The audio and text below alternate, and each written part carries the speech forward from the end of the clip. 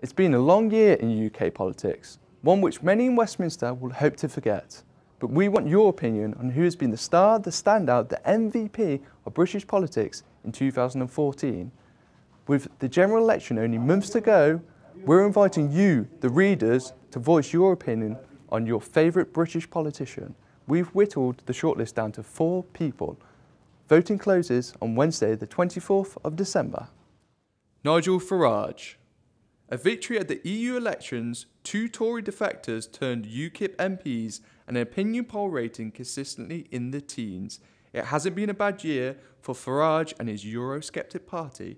UKIP stole headlines from Labour and Tories throughout 2014, often for good and bad. A highlight for Farage was his triumph over Nick Clegg when the two clashed on TV over the UK's membership of the EU. An instant poll after one of the bouts put the UKIP leader on 69% against Clegg's 31 points. Like it or not, the 50-year-old has been elevated from the bloke who once called the former president of the European Council, Herman Van Rompuy, a damp rag, to a household name in the UK. Comedian, TV host, YouTube star, author and activist, Russell Brand is a celebrity polymath. Brand first entered the political arena proper when he was interviewed by Jeremy Paxman on Newsnight in October 2013. The infamously combative host questioned Brand's call for a revolution in that month's issue of The New Statesman, which the comedian had edited. The exchange was a hit and activist Brand was born. Brand was able to cement that reputation this year as he found himself being interviewed by members of the Cambridge Union Society, the launch of his YouTube series The Truths, and the publication of his new book, Revolution. Brand used his celebrity later in the year to back the campaign to stop the residents of the New Era housing estate in East London from getting evicted.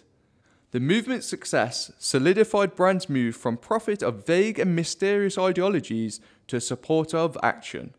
But controversy still follows Brand. He published the mobile number of a Daily Mail reporter who requested a comment from him and labelled a Channel 4 news journalist a snide after facing tough questioning during the New Era housing campaign. Nicola Sturgeon. Sturgeon and Alex Salmond lost the Scottish independence referendum, but who cares about minor details like that?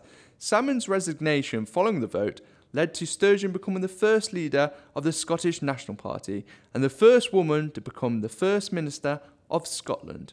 The Yes campaign has lived on past the election, and the SNP's membership has rocketed past 85,000 as the Westminster parties continue to recover from the shock of the uncomfortably close result.